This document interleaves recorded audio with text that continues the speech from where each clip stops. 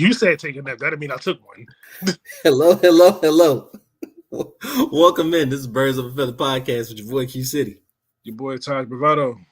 And we are back again, episode 97, same old Falcons. We gonna get into what was a disgusting loss against the Miami Dolphins, but before that, I want to apologize for the fact that we did not deliver on Wednesday. I know I made a thing about it. We're going to be switching the live times to a little bit earlier to accommodate our schedules. So please stick with us. We'll be back on the day schedule of, getting them out on the days necessary, but the times might be a little different. So just stick with us in there and we'll make sure to come through for y'all. I appreciate each and every one of y'all listens. So now that that's out the way, same old Falcons, 34-10 loss against the Miami Dolphins. Taj, this game was disgusting. And I thought, at the live, I was upset. You know what I'm saying? I was all in my feels and whatnot. And I thought after having some time and sitting on it, it would change. Absolutely not. I'm still very, very pissed, upset, and disgusted by this loss. But I know that you have different views and mindsets on it. So, Taj, what was your thinking on the game? Well, let's lead with you on this, and then, I'll offer my 2 cents afterwards. All right, cool. So as y'all see, we breaking protocol because I got a lot of shit to say on this shit, and Taj disagrees with all of it. So let's get to it. Maybe not all of it, but a good bit of it.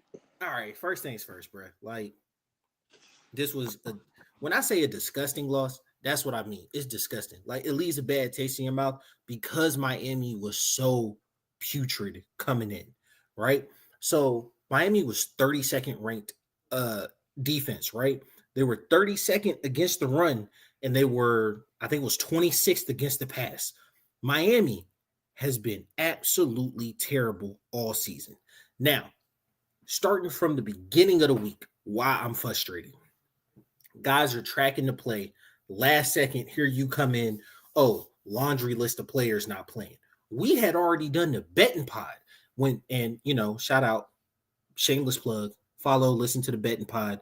But when you listen to it, you'll hear that 4 of our bets were voided strictly because of, injury report. Last second, guys not playing. All right, cool. People hurt, things happen, right? You get out there.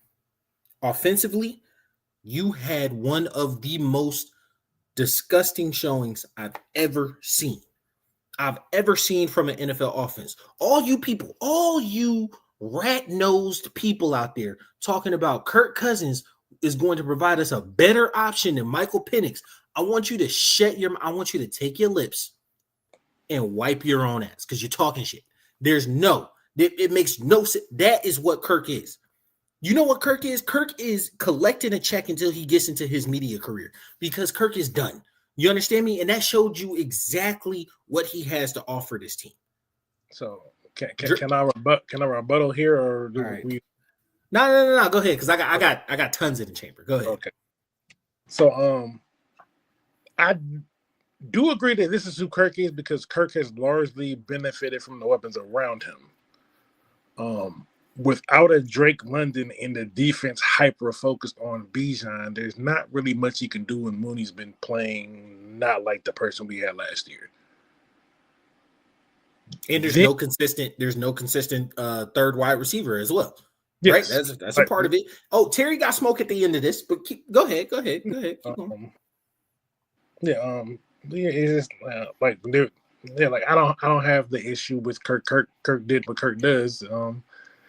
But Raheem was like, I was surprised by the performance, but it's just like, how the fuck were you surprised by the performance? How Sway? Because you see this man in practice every day. Well, he looked better in practice, I'm assuming. But you went against a team because here's the facts: we already run first team. Now, yes, Miami was ranked last in run defense, but at the end of the day, this is the NFL team. And if they know you have to lean on the player, they're just going to make you throw. They didn't fear no threat of the pass. So they saw the rest of the run and they blitzed the hell out of us.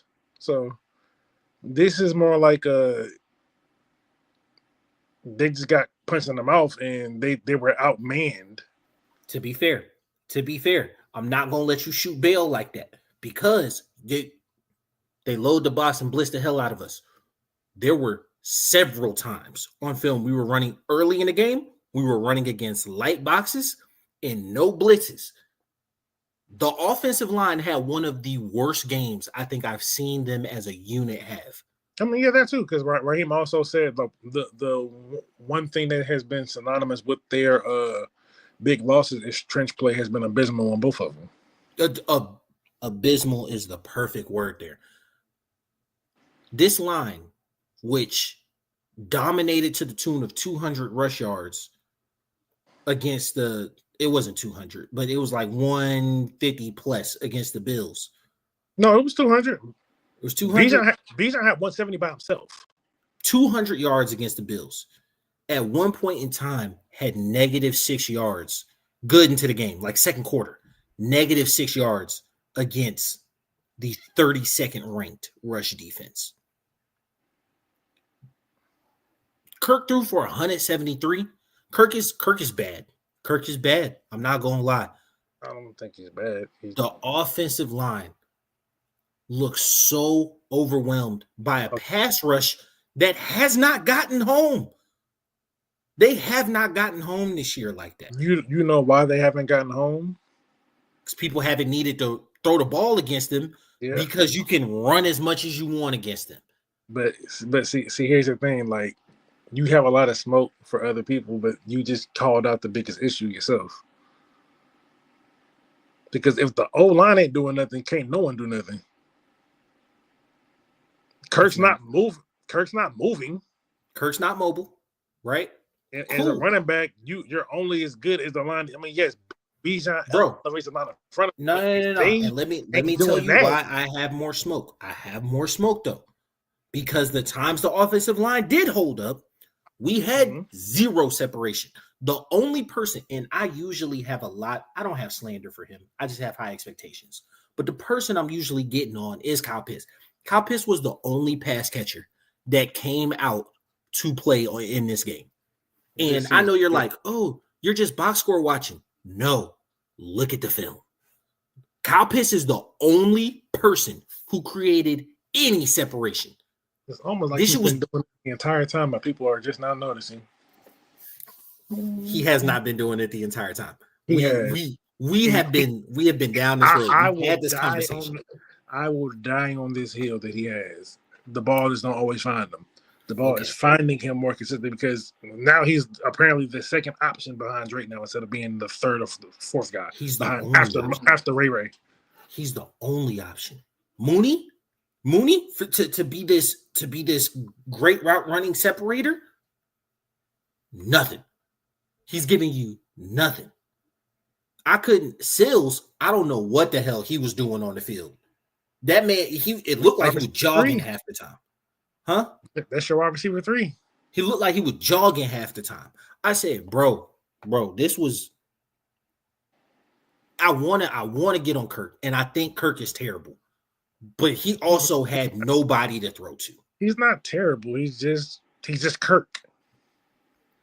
Kirk is a top tier backup quarterback and about an average quarterback. Terrible is a big reach. Man, and then Bijan is my boy. The fumble, I feel like that could have happened to anybody. It just happened at the absolute worst time. If you look at the ball bounce off your own knee though. That's bad, right? And like you may be the second or third best player in the league. So like you just got to be better there. It's hard to have smoke for him. You know what I'm saying? Because the few times there was a hole, he hit it with authority. But like for the most part of the day, there was nothing there for the kid. It was nothing there for him. He didn't have no drop passes. He didn't have a bunch of negative runs, but he had a bunch of 0 and 1 yard. Not a bunch, because we didn't like they effectively took him out of the game by getting up so big.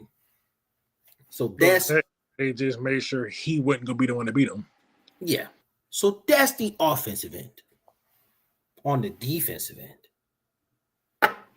What the hell were we doing out there, fellas? I only got smoked for like one, maybe two people on defense. We could not get home. We couldn't tackle and pursue well on the back end. I don't feel like we were. AJ had, I wouldn't say one of his worst games. He did not look like AJ. AJ played fine. He didn't shut it down like he usually does. AJ allowed 3 catches. Going away from him. He allowed 3 catches. Of how many targets? I think on 5? That's a crazy percentage for him. How many yards? Good bit. What's a good bit? I don't have it written down, but I just remember the 3 targets because that's kind of high for him. That's not, because he'll give you the catch. He just don't come up and make the tackle. Then you have what's it called? What's his name? Waddle running free through the but that was on Hughes. Across the field, running free for the touchdown. They played on short fields, so it's hard to say that the defense did terrible. But like, no, I'm not gonna say the defense. The defense by far had their worst game of the year, but it's still. I mean, you got little to nothing from the offense, which I mean they were really hindered. And you're missing 2 of your biggest difference makers on defense, with Diablo and Zach Harrison. And I say this with all due respect. I never want to see JD Burke. I did. I disappear you? There it goes. All right. Okay, I'm going with that. And I say this with all due respect. I never want to see JD Bertrand off of my field again. Yeah. Yo, Slick, real quick, since we're on linebackers. Did Troy Anderson get a leg chopped off or something, bro? They ain't gonna tell us. Because with a straight face, he went from can't rule him out for week 1 to we're not really at a point of discussing when he'll be back with the team. What are we talking about, bro? I mean, what are we talking about for real? See, this goes into the point of the conversation we had. This goes into the conversation we had, and we can get into it now, or you can make your point and then we can get into it. But this goes into the conversation me and you had about what I want to hear from coaches at the podium. Well, see, here's the thing, right? Raheem will tell you countless times. He doesn't know because that's not his job to know in terms of the injury, because he's not a medical person. Yes, he's going to do his homework, but the thing is like he can't spend all of this time worried about one singular player when he has 52 others to get ready for a game. So it was like the dude's not ready. Oh, that's all he really needs to hear. It's like, you're not ready? Okay, you're not ready. Is it for the year? No, we don't think so. All right, well, let me know when you get better details.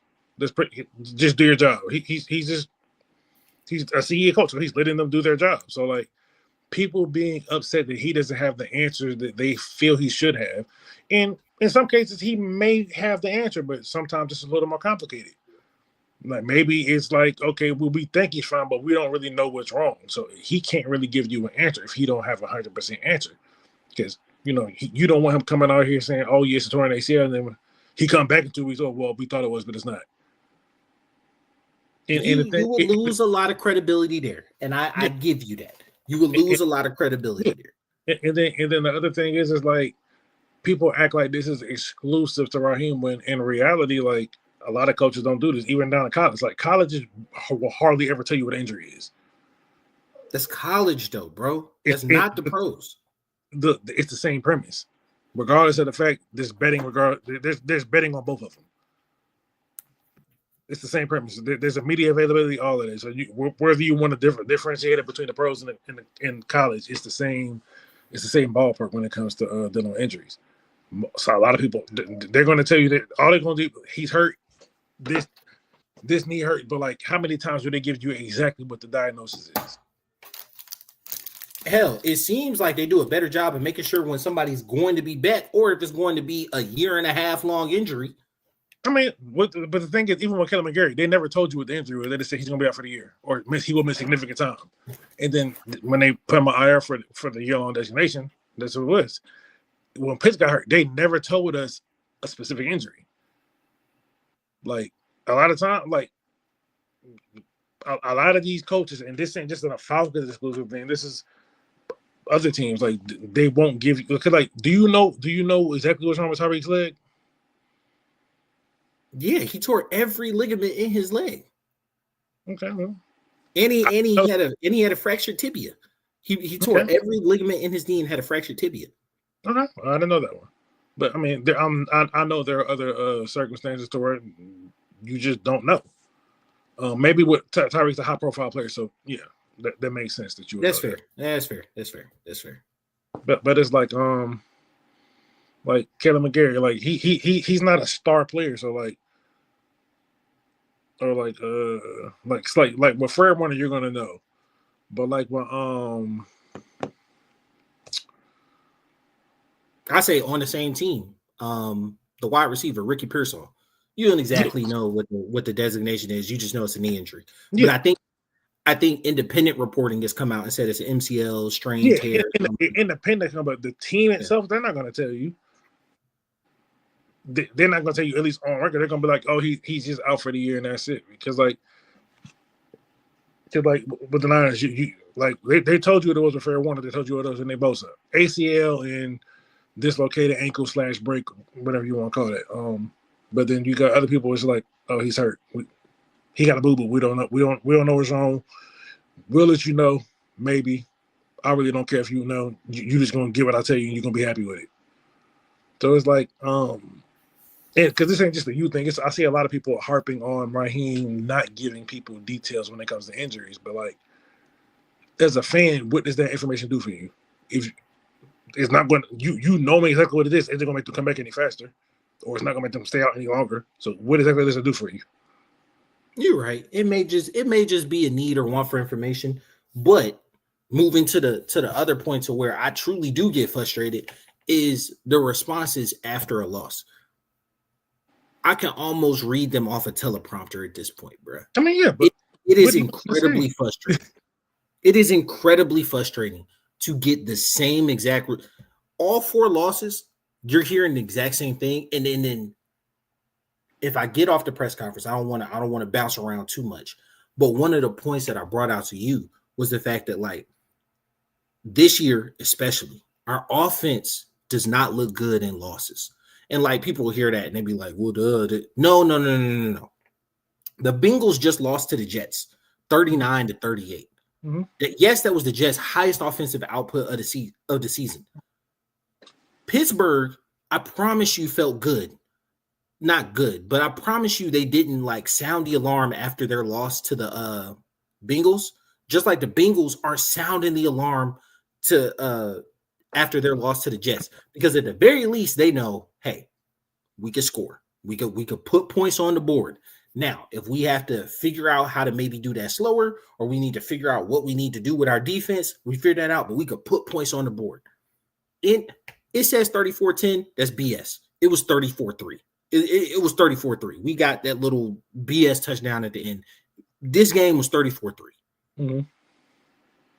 You've gotten 30-point beatdowns by 2 of the sorriest teams in the league. And Panthers, I'm sorry, I got to put y'all on there because y'all have not looked good. They 4-4. They got a better record than us, but yeah. They do, and I'm saying we sorry right now too, because there's no reason that even if you're losing these games, your offense doesn't look good.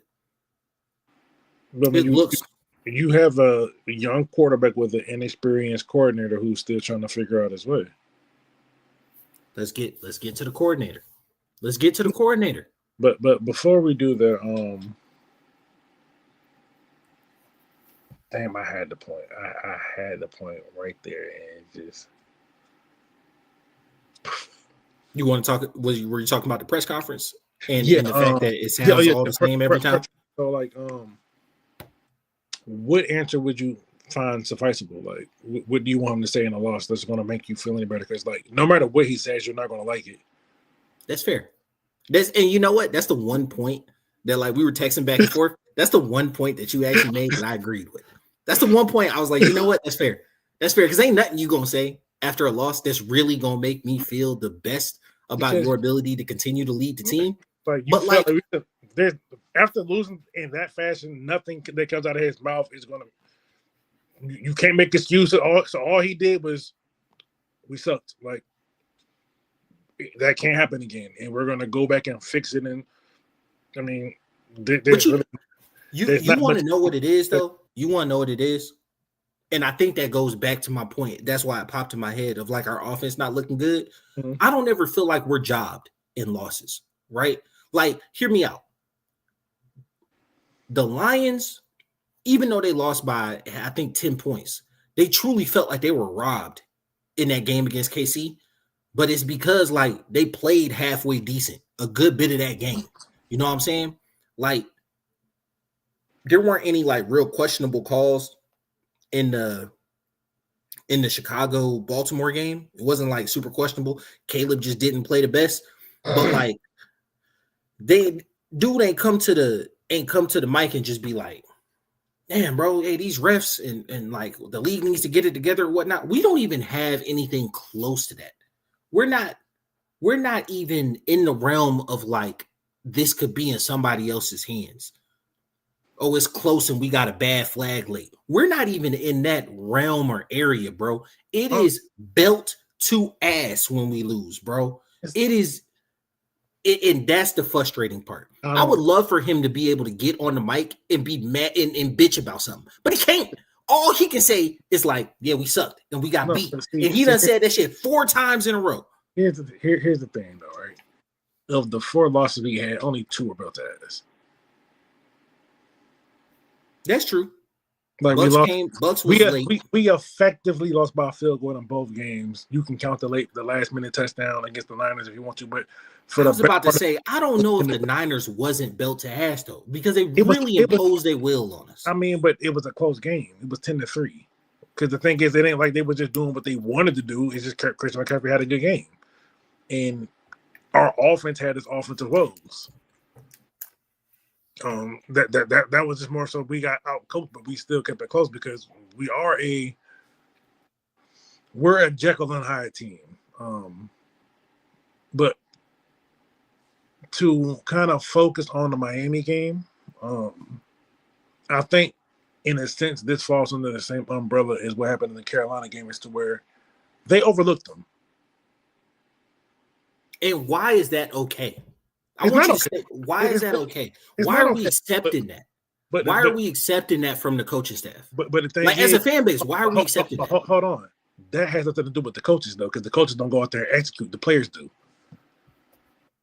The players look at them like, oh, man, we going to smoke these niggas, man. I'm going to sleep. I'm going to sleep at like 1 o'clock in the morning, boy. Fuck these niggas. I ain't getting no rest. That has not been what's like been reported, said, none of that. The thing is, and it's not going to report it because neither one of us know because we're not in any of these rooms. So we have no information to confirm or deny any of it. We can assume, but we don't know. If a team is not ready, locked in, focused, and prepared, that falls on the head coach. There's no other way. That falls on the head coach. You can say that, but you're the leader of the team. It falls on you. You can say that, but the players are a part too. And I'm not going to absolve the players for that. Given, yes, your best players didn't play, you still got to show up. Because Zach can go out and call whatever he wants to, but if the O-line ain't blocking, because the thing is, if the O-line ain't blocking, what can Zach actually do? If Kirk don't got time, what can he actually do? If Bijan ain't got a hole, what can he actually do? Because I refuse to believe that cohesively as a unit, we have no strengths. So here's what I'm saying. Here's what I'm saying. You're asking what can you do? You're asking what can he do? Yeah. I refuse to believe that cohesively as a team, we have no strengths. So if what you're calling is not maximizing those strengths and you see it, then you need to call shit different. Q, if the O-line, the heart of your team, isn't doing their job, what can you call? Because everything runs through the O-line. So you can't call a pass because you're not getting pass protection. You can't run the ball because you're not getting the blocks held up. So what can you do if the O-line is not doing their job? Because they don't do their job. They had a bad day. They had a bad day, but there were times they had holes. I mean, there were times they held up. I mean, you could say that there were times they held up, but there were also a lot more times they didn't. So you're focused on the times that they did and not enough on the times they didn't. Here's my thing. They had a bad day at the office. No, my thing is in the second half of the game. In the second half of the game, I wouldn't say throw away the tape, but in the second half, it got out of hand because we became completely one-dimensional. Step like drop back and pass literally every play. Like it, it got ugly. Because in the first half, when the game was still really competitive and in the balance, there were times like we held up, we created holes. Once again, he's still not in the flow of calling the game. You're in your second year. Mm-hmm. You're in week 8 of your second year, and you have not caught the flow of calling the game. Again, if you're O-line, because the thing is, you're focused on the time that they did, but there was more times they did not. If they're not doing that, what can you do? Because the thing is, there was a lot of penalties in this game as well. So it was like, okay, I called a decent play. They get us. Oh, damn, we got a penalty to push it back 5 yards, or another one push it back 10 yards. So now, instead of calling second and 5, you're calling second and 15. That changes the flow of what you want to do. I'm not. You keep shooting this nigga bail, dog. All the time. I'm not. All the time you shoot this man bail. No, it's not. I don't shoot bail for anything. I'm just telling you straight how it is, because it's a play caller. You play Madden. What you gonna call on second and 5 is not gonna be the same as you call on second and 20. Which I understand. So it's just like, dang, okay, the O-line already ain't playing bad. I did what I could to try to cover this up, and they got a penalty now. Okay. Mm-hmm. You was talking that bullshit. I'm talking real fast. You talking. I give you that. But it is like, if the O-line's not doing this, and okay, it's like, damn, I just called a play that I had a play that would have really helped the O-line. Now it's second and 15. I got a quarterback that can't move, and they know we want to pass. It's like, oh yeah, I can run the ball. Then everyone's like, why are you running the ball? So, but explain to me the 4th and 7 screen. Explain to me the 4th and 7 screen, bro. Kirk actually checked into that. That's no. You could actually hear that. Kirk checked into it. If that's the case, this nigga needs to be off the team yesterday, bro. like the screen was. If on a 4th and 7, you check to a tight end screen. Yes, because I believe, because typically when they call these plays, the plays come packaged. So it's like, you got your boom, boom, boom, boom, boom, can this. The can was probably the tight end screen. The initial play was probably something else.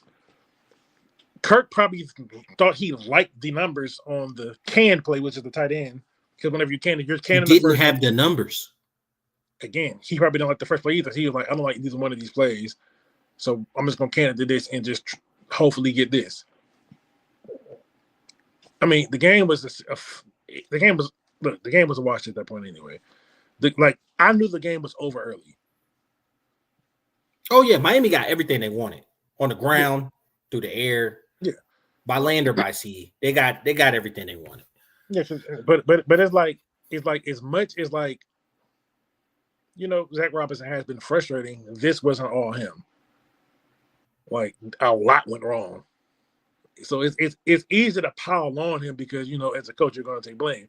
It's easy to pile on Raheem because, as a coach, you're going to take blame. But the players still hold responsibility as well, because at the end of the day, they're paid to do a job too. Because the coach can't go out there and play it for you. They could put you in a position, but if you're making mistakes, what you want them to do? They can't undo the mistake for you if you made it already. Like valid points. Like if your son go out, like if your son go out and do something that you told him don't do, and he did it anyway, but you got to lay on that grenade for him. No, yeah, I mean, to an extent, yeah, because he's still very much a minor, right? You're under my control and authority. But with that being the case, there needs to be actual consequences to continuing to make the same fuck ups. I mean, yeah, and I agree with that. Yes, I agree there do need to be consequences because that's why I didn't push back on as much on the smoke you have for the last person. I was like, I mean, you probably could have some smoke for Terry. Let's hit him, and then we'll get to next week because I don't want to beat a dead horse. Actually, we could talk about this game for another hour, and I still have a lot of shit to say because man, that shit was disgusting. Bro, Terry has done a decent job of getting us top end talent, right? He has not done a great job of filling out our roster. And that, go ahead. So I propose a question to you, right? Do you believe that falls more so on him or on what the previous coaching staff's needs were? Because the past 2 years, Raheem's draft picks have performed better because they've been playing more, whereas opposed to the Arthur Smith picks, you got a lot more whiffs. So is that more so on the coaching staff telling you, hey, I want this, and Terry's like, I don't agree, but if this is what you want, it's my job to give you what you asked for. So, all right. But if you look at, so the position I feel like we're deepest at, two positions, D-line and running back, I feel like are really like deep, valuable positions, right? Yeah. People can argue the Bijan value at 8, but they can't like argue, especially with having Algier coming off the season that he had, but they cannot argue his level of player, right? So like now, did the previous coaching regime value the quarterback position to the level I feel like they should have? No. I really think Arthur Smith thought my plays are good enough and I can win with Arthur Smith was definitely overconfident in his ability as a coach. And that was his ultimate undoing. Because due to contrary belief, I think Arthur Smith is a solid coach. And I think he does deserve another head coaching job, but he needs to get his ego out the way and, get an actual good quarterback next time. Yeah. He undervalued the quarterback position to a level I have not seen happen in somebody keep their job ever. Like I've never seen somebody devalue the quarterback position, sign journeyman, rely on rookie third round pick, and keep their job after 2 or 3 years. It just doesn't happen. Like he got fired because hey, look, but the Browns are the Browns. And hell, we ride along with them. Same playoff drought in the same level. But regardless, we'll get to that. And no. They didn't undervalue the quarterback position. They invested heavily into the quarterback position. They did it wrong. Like they picked wrong, but they didn't. They valued that position highly. Because what I'm going to say is going to contradict what I argued with you at a point earlier this year. They had a quarterback and let him go for that massage table merchant. They should have never got rid of Baker. I mean, hindsight's 2020. Like no, but the thing is, even then, the year before they got rid of him, he took them to the playoff team. Then that year, it was like. But what did Baker hurt? What did Baker hurt? Huh? Baker hurt his throwing shoulder. But he was fine. No, he wasn't fine. He kept playing. Baker said himself multiple times that like going to taking that offseason, going to Carolina, he said, I was never healthy in Carolina. Then he had the Rams game that basically saved his career. And he was like, because they started Darnold, he rested for like 4 weeks. He ended up getting cut. He went to the Rams. He finished the season with the Rams and then signed with Tampa. Yeah, because so Baker was with Cleveland for 4 years. Yeah. First year, 27-14, 3,700 yards. Then second year, stinker. 38, 122 touchdowns, 21 picks. Year number 3. That's the playoff year. 3,528 touchdowns and 8 interceptions. Yeah. Then the following year, he only had 3,017 and 13. Yeah, because he was hurt. Yeah, he hurt his throwing shoulder, and like with hurting your throwing shoulder, only 17 touchdowns, 13 picks. Like they valued the quarterback position. It was like, nah, like you're not going to be able to be it. So they picked wrong, but they picked somebody. Like See, the thing is, I think if he showed you that he was able to do what he did and play some good ball, and you knew that he was hurt, you should have, he kept playing. He kept playing. Like, and that's but the thing is, as a point of a coach and roster manager, you have to step in and be like, hey, look, you're part of our. See, because them allowing him to play on that bump shoulder means that he wasn't part of their long-term Exactly. viability. So they deserve everything they're going through right now. I mean, I don't think anybody, me personally, getting Deshaun, wasn't the smartest move. I don't think that anybody could. They saved us even more embarrassment. So I don't. But that's the thing. I don't think anybody could have imagined what Deshaun last 4 years have been. I mean, that man drained from all that yanking. My thing is, bro, if we could go back, is it 4 years or is it 3? No, it's been 4 years. If we go back 4 years ago, 2022, yeah. If we go back 4 years ago, 2022, yeah. And I sit here and I tell you, in 4 years, Deshaun Watson he's going to have a $220 million fully guaranteed contract. And in 4 years, out of the 17 times 4, 68 possible games, he will play maybe 20. 20? Yeah, maybe. You would be like, so did he get suspended for 2 years? Like, no, like, bro, nobody could have done that. And I think we're getting a little off base, but it's like, actually, we're not getting too far off base. We have valued the quarterback position. We valued it so much that we spent money on it and we spent high draft capital on it. Yeah. We have valued top end blue chip talent. Our first and second round draft picks are not missing to a high extent. They're not missing. The second round picks it's a 50-50. It's a mixed bag. The first round picks ain't mixed. Third round pick, like dude or whatever people say, Kyle Pitts was not a miss. I don't care what y'all say. He didn't live up to the expectation that people put on because he was a tight end, took 4 overall, but about first round standard, he's a successful player, and he's gonna get a second contract. If we don't give him a second contract, someone's gonna pay him. Yeah, he's gonna get a second contract, and be a starter wherever he goes. Yes. Hopefully, he's still here because I'm not gonna lie, and maybe it's because I watch Kyle Pitts games. I watched like Kyle Pitts on film with a little bit of skepticism. This was like the happiest I think I've ever watched Kyle Pitts.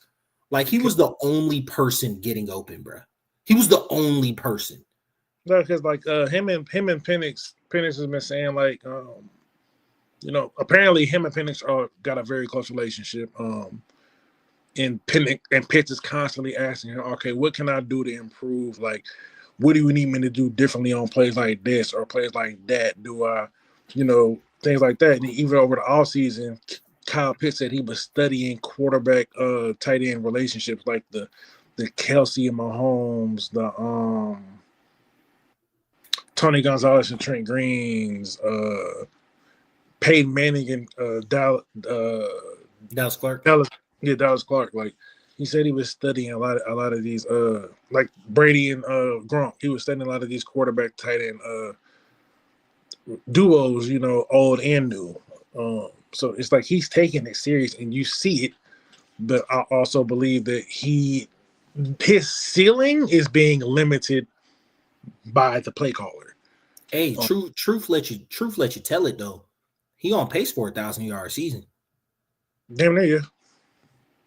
If not 1,000, right at like 9 and some change. 8 to 1,000 is just, But yeah, I mean, Kyle Pitts is having about the year that I would have wanted. That I think earns him a second contract. Yeah, because he 39 catches, 344, averaging 80 catch. The catch, the per catch is a little low. We got to get that up. But we're highlighting him in screens and short outs. That's not a Pitts thing. That's a Zach Robinson thing. He needs to do a better job and stop being lazy Now y'all see when it come to his boy Pitts. Now he ready to get smoked for Zach Robinson. No, see, y'all see that. no, Y'all see that, right? It's no smoke. Because some of the screens are poorly timed, but it's not all him. And like there's like Pitts, like he deserves some blame for his shortcomings in the past too, but it wasn't always all him. But yeah, as someone who regularly has smoke for Pitts, I've been the Carolina game. I'm not gonna lie, I watched it, but that was like a 2-3 time watch. I didn't rewind and look over a bunch of times. This game I did because the more I watched, the madder I got. Pitts was the only person getting open, bro. In the Panthers game, nobody looked good. Pitts actually looked good. He looked good this game, but it just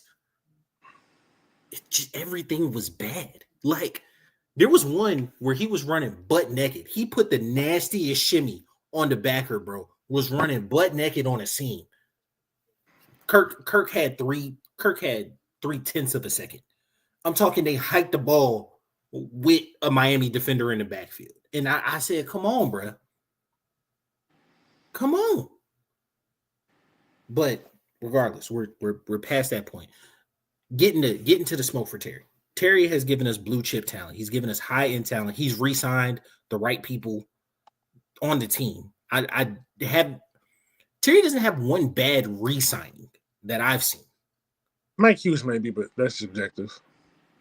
I mean, at the time, especially with what we had already spent, were you really getting another top end corner? Yeah, cornerback. That's why I said it's subjective. Yeah. Simmons, I don't feel like was like when you get into his free agency signings. So I don't feel like he has any bad re-signings. Yeah, like when you get into his free agency signings, he got you Jesse. I don't feel like Simmons was terrible. He just wasn't a long-term solution. I think a lot of what went wrong with Simmons had to do with the defensive play caller. But yeah, also true, right? So, but when it gets to the next man up mentality and having actual depth on the team, I'm not asking. This ain't Madden. This ain't college football 25. I'm not saying you got to have 5 stars below your starters or you got to have multiple Pro Bowlers up and down the depth chart. That's not what I'm saying. But like not having scheme dependent people behind your starters is killing us and has kept killing us. Divine Diablo goes out and we don't have nobody who can cover a running back out the backfield. Okay, so let me ask you something, right? Terry's been here 5 years, right? Yes. How many different defensive coordinators has he had to draft for? 4.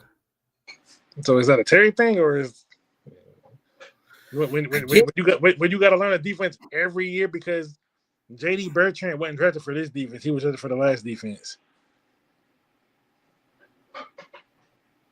And Troy can't be healthy. Yeah. Braylon Trice can't be healthy. Braylon Trice has not played a down. Yeah, we still don't know what Braylon Trice is. He ain't played a meaningful down yet. On the corner end. Now, the fact that Hughes plays his heart out. We drafted Phillips, who never sees the field anymore.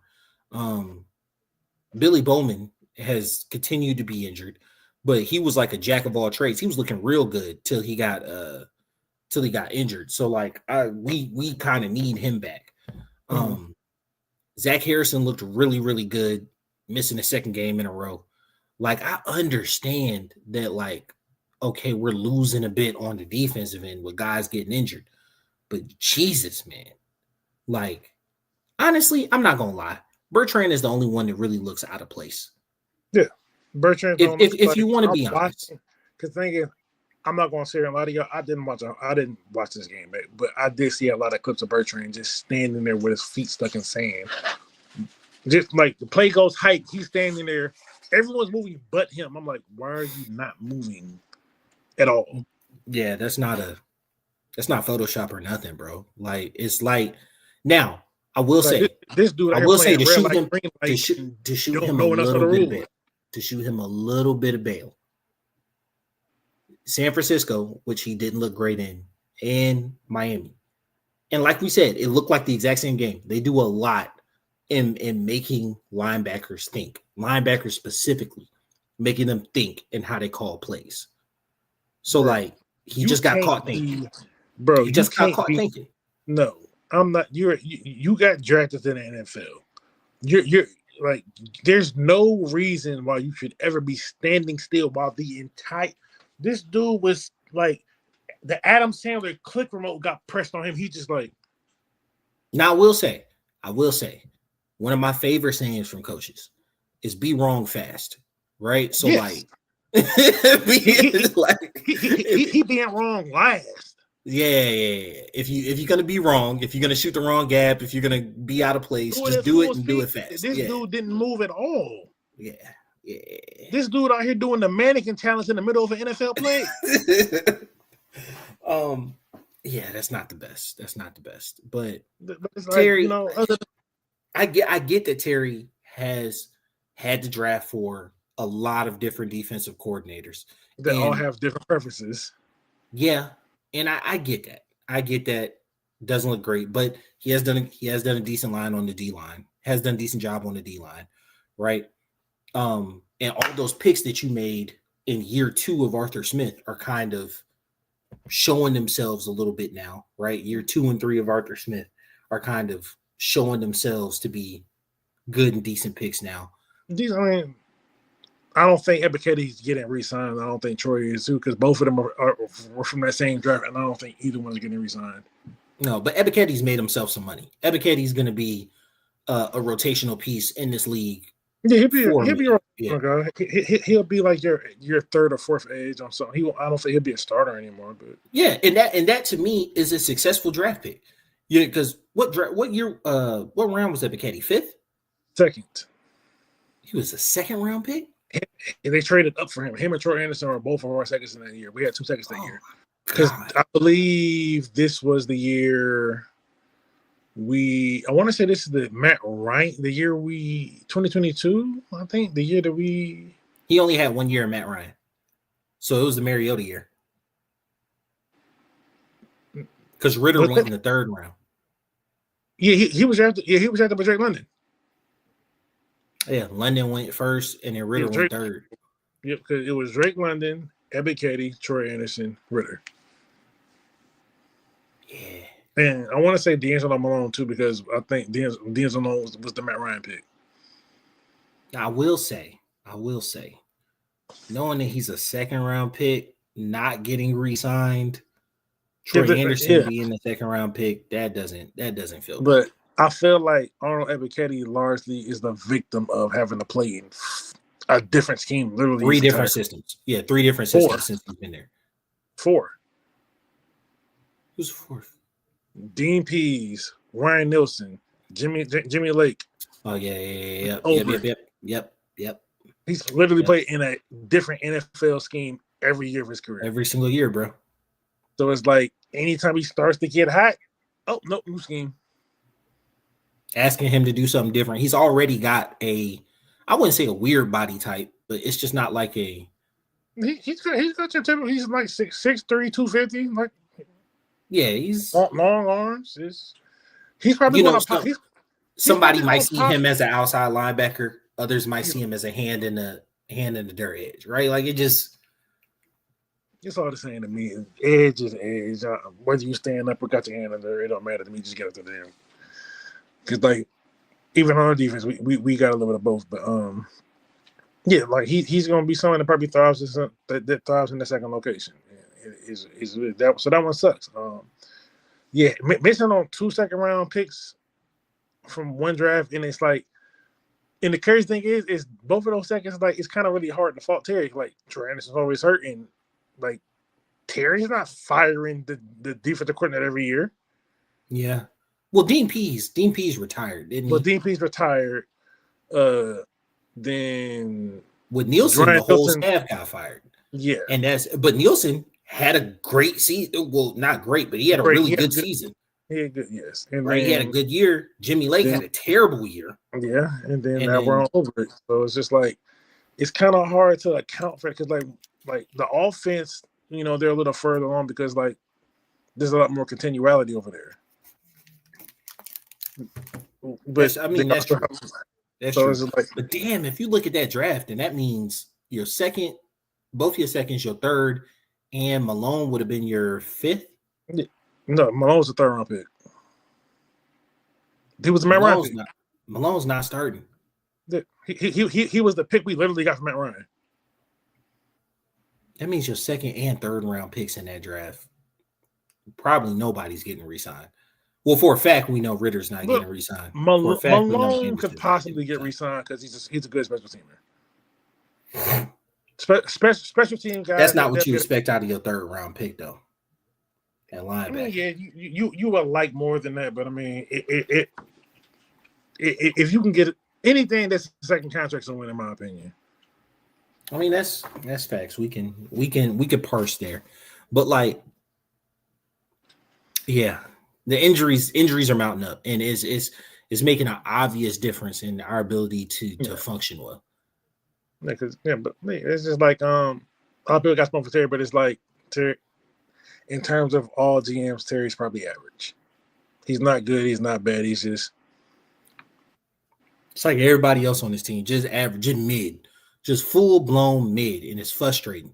So we should be better. I mean, but hey, I don't know if y'all knew this, but this is an Atlanta Falcons podcast, and we've been mid. Like quite the definition of it. Like I think, but the past 6 years we've been literally like 7 and 10.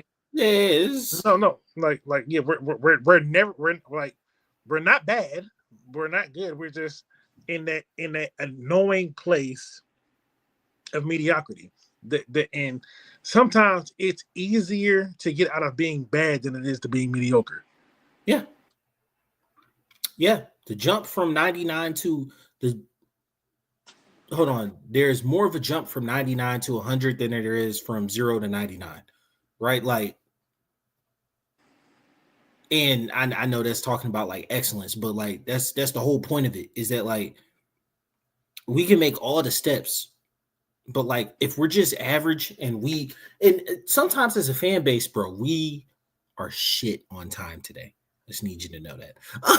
Sometimes as a fan base, bro, I feel like we get very comfortable with accepting the mediocrity of our team, right? Like even in our discussions about said team, we just be like, oh, well, this team's better, or oh, that's the Falcons. And that's why, like, same old Falcons, like, bro, why is this okay? Why is this okay? Here is my response.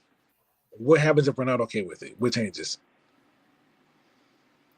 I don't know. We can't just like fire everybody every 2 years. Like that's not a tenet of. But the thing is, we don't hire and fire nobody. So exactly, if the fans ain't happy, what changes? Because no. Fans control the pocketbook now. Let's not get it twisted.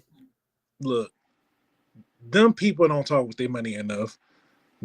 They still gonna buy them tickets to them games. They still gonna be up in there because it's a beautiful stadium. Like regardless of how they feel, they go, man, I ain't doing this, and they gonna still be in there. Because people lie. I don't know, man. You get to a point you stop supporting a product that's just not good or doesn't care about being good. Look, you could say that, but the 0-16 Lions still have people showing up. The paperback Saints fans still have people showing up. People still gonna go, whether you're good or bad. They're gonna go. Yeah, that's just the reality of it. Like, because, and look, there's some woman out there who got an ain't shit man, but she gonna stick beside him. That's it. And look, now look at us. We sticking beside our ain't shit team. Man, I'm telling you, bro. That Jets fan who was like, bro, like I hate this. Like I hate this team. I be feeling that way, bro. Feeling that way. Yeah, it's like I use the analogy with something different, but it's like we're looking at our team like it's like we were watching the Detroit Lions and then looking at our team like I wish my girl cooked. Yeah, nah, that's like come on. Like yeah, it's just like you know damn well you ain't going nowhere, but it's just like, man, this show would be nice. Like, I'm trying to see what that be like. I swear, bro. And they know you're not going nowhere. That's why I find it disrespectful. I think that's why I find it disrespectful. But see the thing because you know I'm not going nowhere, bro. So you playing with me. You playing with me like I'm pussy, nigga. Like, but see, the thing is, that feeling of disrespect comes solely from you and not them. I swear. Because the thing is like, whether you feel disrespected or not, that changes nothing on their end. Bro, y'all should feel like y'all need to do better. I mean, obviously, look, these people are doing, because this is a competitive sport. These people want to win. Everyone wants to win, but everyone's not going to win. Are you doing the things to win? I think, hold on, hey, bro, we got to move on. I know, but hold on. But I was trying to get this off before we got to look. But see, the dangerous thing about being a mediocre team is you think you're closer than you actually are. True. So it's like, we're mid, so we just got to do one or two more things. And we just got to go get a quarterback coming off an Achilles injury, $160 million, because the only thing that was wrong with our team was a quarterback. And to be fair, your whole fan base was clamoring for it, and us on this pod. Yeah. We're also saying, like, man, we might just be a quarterback away. Yeah. Turns out, no, actually, because we fired the defensive coordinator and we're going to a totally new defense, and our defensive coordinator is not that good, we're actually a whole defensive way. And we're actually very susceptible to our $160 million quarterback getting injured because he doesn't feel like he could sit down because we chose a first-round quarterback. So we're actually a 7-8 win team, not a 12-win team that was missing a quarterback. Yeah. Okay, cool. And we come into this year and we're like, I mean, second years, we should be a 10-win team. But in actuality, like, no, we have an offensive coordinator who still very much can't call a freaking game a year and a half into his career. We got a head coach who challenges the dumbest shit I think I've ever seen. Yeah. And no. You might be a 7 or 8 win team. Yeah. And your saving grace for the year might just be knowing that you don't have a bust at quarterback. You might only just need to focus on making sure Mike Penix is functional. I mean, but like, that's honestly kind of where I'm at. Like, I just, because like, so, and I promise we ain't gonna stay here too much longer. I was, talking with a couple of friends about, patterns of coaching, and a lot of people talking about they want Raheem gone, and they was like, "Oh well, man, it took Dan Campbell. It didn't take Dan Campbell that long to get the Lions where it did. It took them 3 years to get 3 years, yeah, because they didn't make the playoffs in year 3. They went from 3-14 to 6-10, and then they finally made the playoffs, and now here they are. So, people are like, "Oh, Raheem has experience," but the thing is, if you did your research on the Tampa situation, you understand he really didn't have any control in that situation. No, so, assuming this is the first time he's actually being able to run a show the way he would like to. So I'm not willing to crucify this man. Wait. A little over 20 games, like about 23, 24 games into his tenure year, like a season and a half. Like, I'm going to give him the rest of this year, and then, probably half of next year. Probably half of next year. Honestly. No, I'm gonna get the rest of this year, and then next year, that's when I'm going to start judging. The main thing I want to just see, I just want to see steady progression. Now, the teams that they lost to in the fashion they lost with Panthers and the Dolphins, that's unacceptable. But due to this team being a mid-team, because like Dan Campbell took a bad team, made them believe, and then now eventually it was a good team. But they knew they were bad, so it's easy to be like, "Hey, we ain't shit. We getting up there." But when you mid, it's like, "All right, look, we in here with all these teams. We close. We ain't got to do that much." No, you do. You do have to do that much. Yeah, you have a long way to go. But you think since we're not bad as them, so we're not that bad. You just might have got lucky at a few more games. They picked 8 3 years in a row. Yeah. But it's like they look at it as like we find a way to win 7 games 3 times in a row. So it's a weird situation because like picking even anywhere from I would say 8 to about 17 in the league is always like a dangerous bad spot. yeah, To be because honest like we've literally been stuck in no man's land because we're good enough to where we're not bad, but we're bad enough to where we're not good. Yeah. It's like we're just here in the middle, you know. You know, we're a strong 5 on a drunk night. Like I'm a hit, but I'm not gonna tell the homies. And please don't show up at the barbershop. Right. Like I will act like I don't know if you see me in public, you don't know me. Like, no, don't do that. Don't do that. I will bring food on my way over. Don't do that. Yeah, so yeah, it's a tough situation to get out of being mid, but yeah, we can go ahead and go on. Yeah, but I told you we could talk for an hour on that Dolphins game. We still got a lot. Hey, bro, I might start a Patreon just so y'all can hear us say some more about it. But regardless, going against the Patriots for the next game, the New England Patriots right now are 6-2. They look freaking nice with their second-year quarterback who started all the last year. You know what? That's a different thing. He started all last year. He started most of last year. We're not going to do that. We're not going to get in. We're not going to go down that rabbit hole. He didn't start all of last year. I'm just semantics. He started 6 and they're 6-2. Their point differential is great. Why? Because they beaten breaks off people. But they have some holes. So Drake May is getting the hell sacked out of him. Like bad.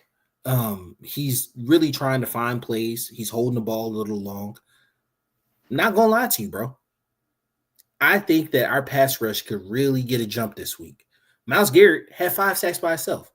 But here's the thing about that. They still put up 30 plus points. Even with him getting sacked like that. Now, granted, Dylan Gabriel might be the worst quarterback in the league and had a terrible offensive day. But we have shown that we can have just as bad an offensive day. So, what do you think about our game against the Patriots? Well, Patriots have the number 2 run defense in the NFL. So, do with that information as you want. They have the 19th pass defense, though. So, do think this is going to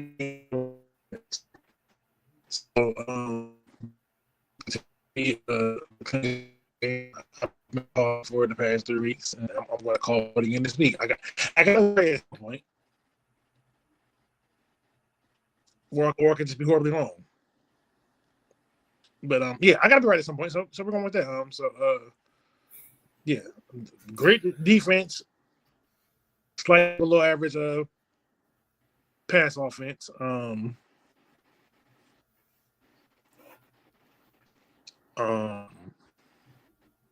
Yeah, but they're a well coached team. They look like the version of us that doesn't make mistakes with a competent offensive coordinator because he's getting on the asses. But it's also a very seasoned coordinator. You know, it's almost like if you're going to have a young quarterback, you should probably have to call plays before with him. But no, that's one of this. Now, to be fair, there's not a lot of Josh McDaniels sitting around. Like Josh has been to multiple Super Bowls. Like he's been calling plays for 10 plus years. Yeah, but there's also other guys that's called plays before yesterday. I know he called all last season, but I'm exaggerating obviously for the people who don't know sarcasm when you hear it. Nah, like I get it. I think that, well, to be fair, like we've talked about multiple times, you didn't necessarily know that you were going to draft Penix. Didn't think he was going to be available and whatnot. So, you get a newer guy with Kirk because Kirk knows the ins and outs, and Kirk can decipher an offense and be prolific and whatnot. So I mean, it made only to not play to his strengths. I mean, yeah, and that's real frustrating. Like it does not make sense that we continue to do it. And if we don't play to our strengths this week, bro, we will get blown out. They beat the brakes off of Carolina. They just beat the Saints. They didn't like really smoke them, but he had damn near a perfect passer rating against the Saints. And then I fear it might get wicked. I'm not gonna lie to you. I fear it might get wicked this week. Now, this is interesting. When it comes to the red zone defense, the Patriots is dead last in giving up touchdowns if you get to the red zone on them. I think that's solely to the Pittsburgh game, to be honest with you. Because they're talking about the Texans. They're talking about the Texans, Bengals, and yeah, they're 70%. We're at 68, so we're not much better. But and then what is our red zone TD percentage? Not good. We suck in the red zone. Yeah. So like even though they giving it up, like even though they passing the draws, like we just might be like, oh, do you want to see my Lego collection? Like, you know what I'm saying? Like we ain't all that good. Yeah, all right, because like but the Falcons decide they want to cuff the pass around. I think I like her. Like, just score it, my boy. Just score. Nah, man. Yeah, I don't have a lot to say on the game outside of I would not be surprised if this gets ugly. Second week in a row. My actual score prediction is going to be 31-17. New England. This is going to be an ugly game because we're not the Browns. Because honestly, like we're like the third. We're the best defense. We're the best defense they actively play this year because we have a better defense than the Browns according to the analytics. So we're the best defense they played all year. So and our secondary holds up, and theoretically our offense is better. But the issue is our offense does not play well on the road.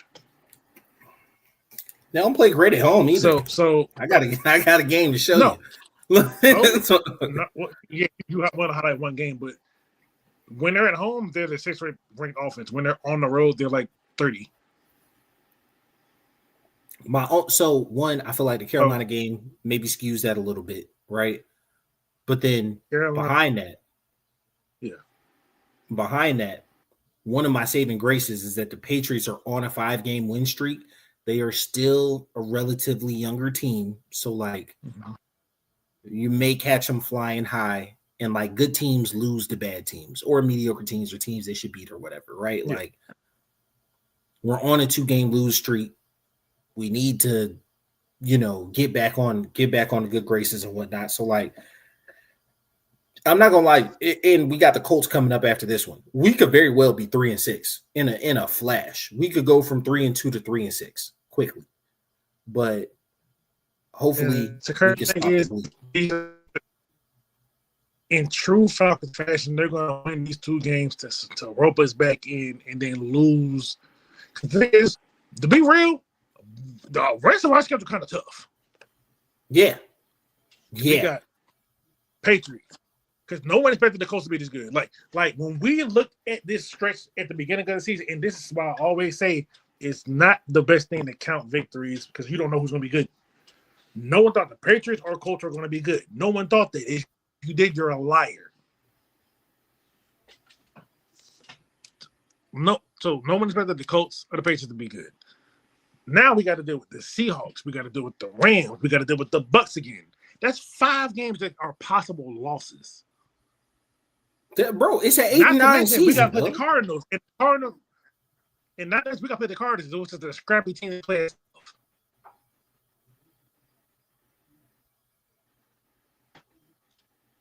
Like, I talk about it. I talk about it like in a hee-haw sense. Like, bro, we could literally win 5 games this season. And that's not an exaggeration, bro. Like, We could win 5 games this season. Happen? No, I don't expect it to happen, but is it possible? Yes. Yeah. 5 to 7 wins is really on the board, bro.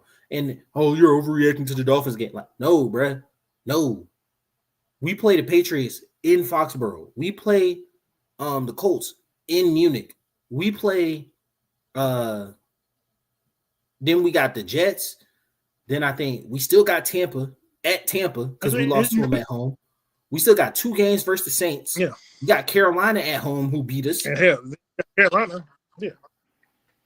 So like the shit not like you would think it was gonna because people are like, oh, it's gonna be easy. Nah, this is not easy. It's not easy.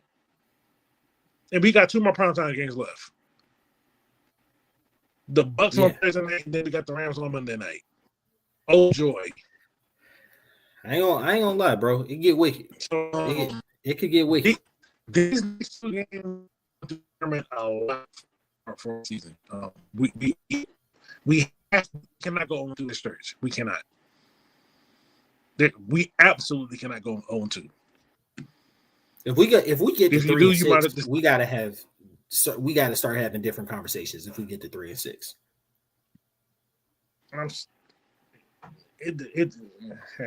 look, we're not gonna go 3-6. So we ain't gonna worry about that. All right, y'all. No one hopped in the chat, so we ain't got no city talk. Let's get to in division and close this out. Right now, Tampa sitting at 6-2. Honestly, they're coming off a win. Panthers got their teeth kicked in, coming off a loss. The Saints are on a 3-game losing streak. They're at 1-7. We only 2 games above them. And then Carolina's ahead of us at 4-4. So, not gonna lie to you, bro. Our point differential is 34 off right now, and it's because like 2 games we've been beat 64-10. So like obviously that's gonna skew it a bit. Yeah, I mean, but the thing is, this kind of goes back to what I was trying to say earlier about our offense being so bad on the road.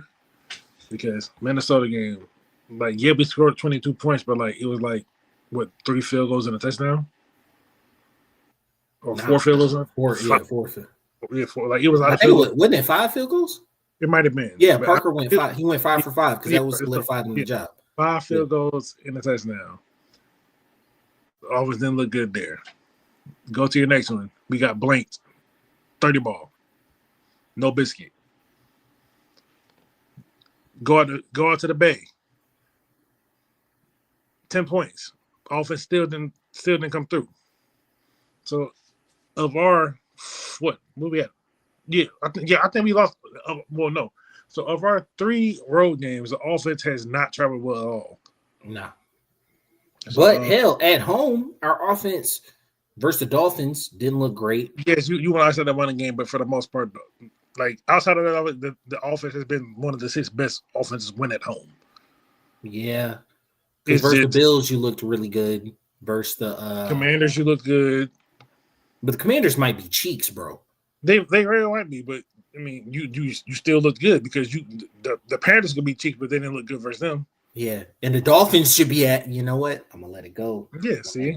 You know what? I'm gonna let y'all know. My dad is a Dolphins fan. Oh, that's why he was mad. It makes sense. I think so. That's because he was wearing you out, boy. But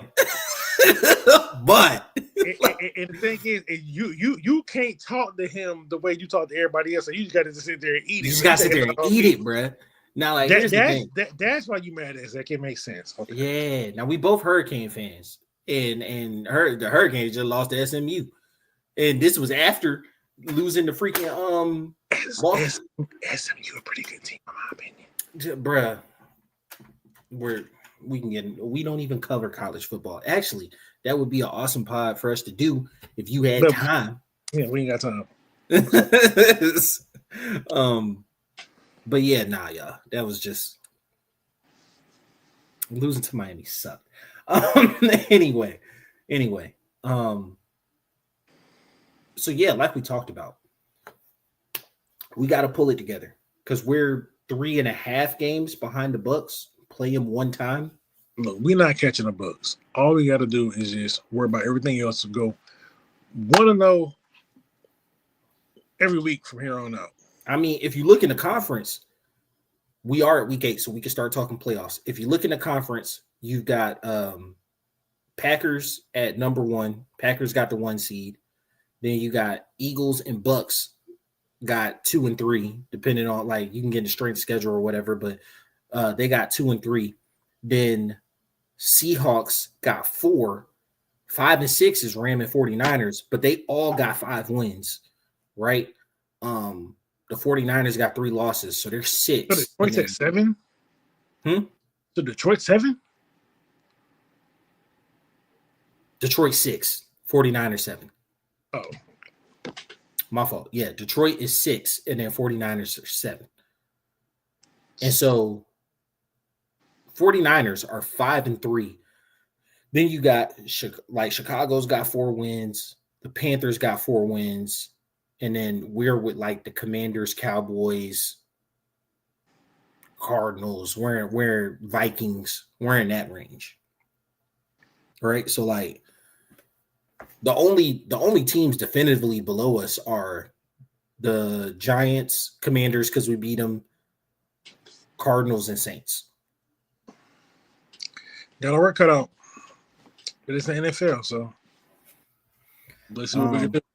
We ain't got because, like, honestly, I know what I said in the preseason, you know, when we were doing our record predictions. I don't need the playoffs. What I do need is I need to see Penix look good. I need to see genuine progression. Like, I need to see this team fit. They got to pass the eye test. They got to be competitive. They got to look good to finish this year out for me to fill away for next year. If we can get that to finish it strong with some real momentum, then, you know, my prospects will be higher. But as of now, I don't need the playoffs. I just need progress and a good process. Because right now, I just want to focus on the process over the results, and I don't love the process right now. Raheem lost his last 10 games to Tampa before he was fired. He started off that season 4-2. Yeah, I don't think this is that type of situation. It's an easy connection. I get that, but the situations aren't linear. Because this is one where he actually has control of what's going on, at least in a sense of, like, he's not just being told, "Hey, you gonna deal with this," and that's it. I think in Tampa, it was a lot of he's lucky to get the job, but I heard somebody was making a point, and they were like, it took him 10 years to get hired again, and it took somebody who knew him. Because apparently Raheem's an awesome dude. See, here's the thing about that, though, right? How many black head coaches get a second opportunity?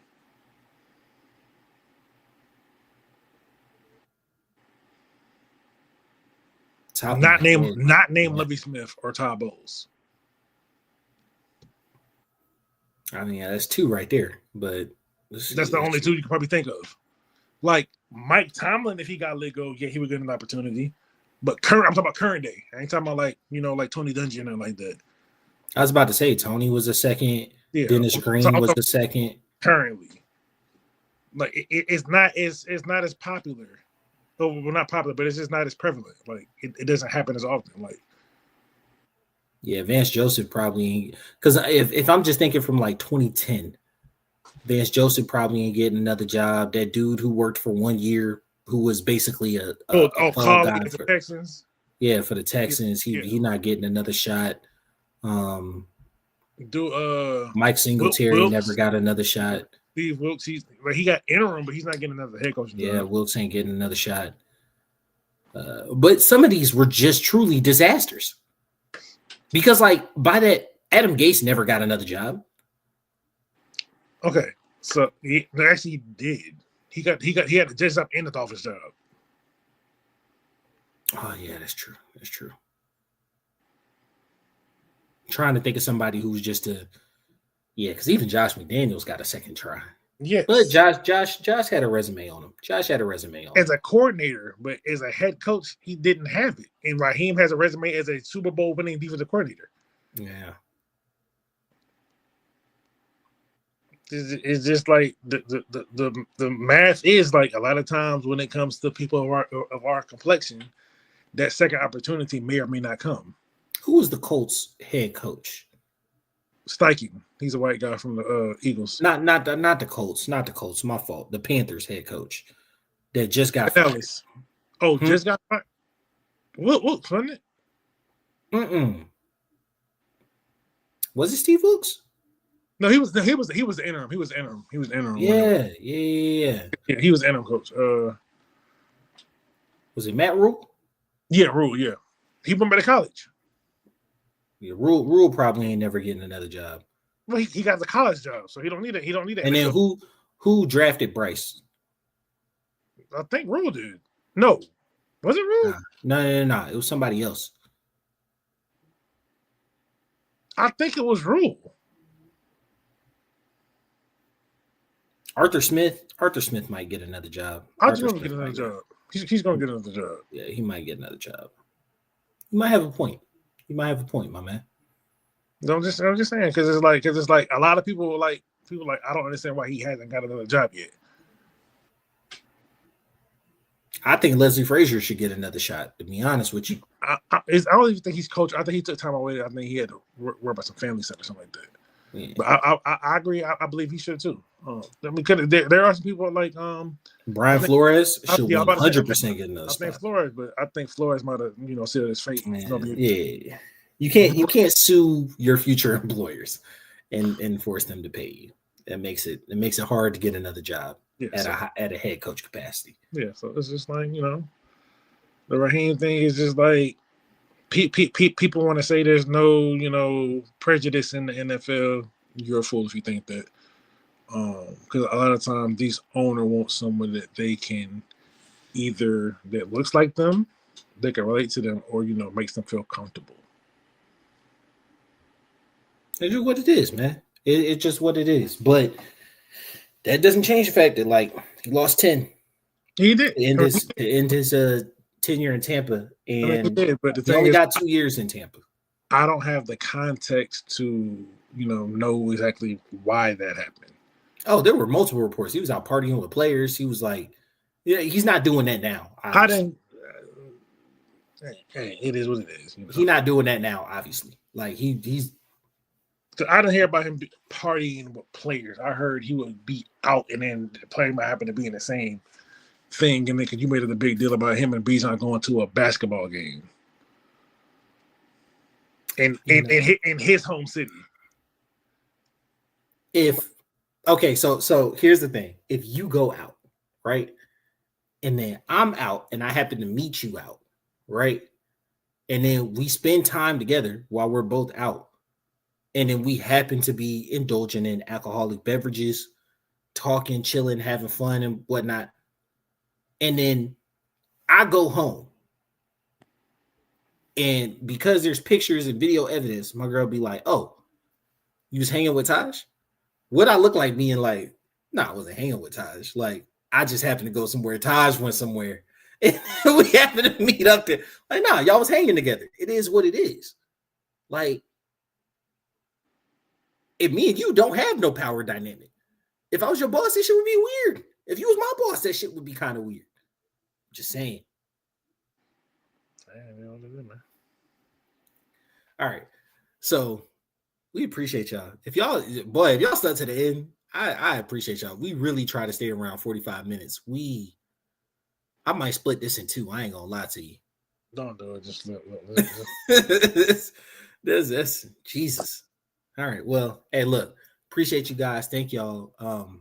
Subscribe at BOAF Media on all social media platforms. If you started following us on Twitter, I appreciate you.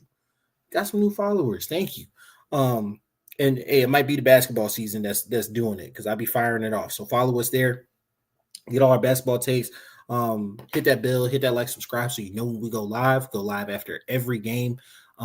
Getting back on the regular schedule. This will drop on Wednesday. the betting pod on Thursday, and then the Falcons pod on Friday. So This dropping Wednesday? The Falcons pod drops on Wednesdays. This one right here? No, this one is gonna be out right now. Oh. No. Like a nigga. No. The Falcons pod will drop on Wednesday. The betting pod on Thursday, and then Hawks pod on Fridays. So appreciate you guys. Thank y'all. It's been your boy Q City. Your boy Tyler Bravado. And we out. Peace. All right, let me get something to drink. Hey,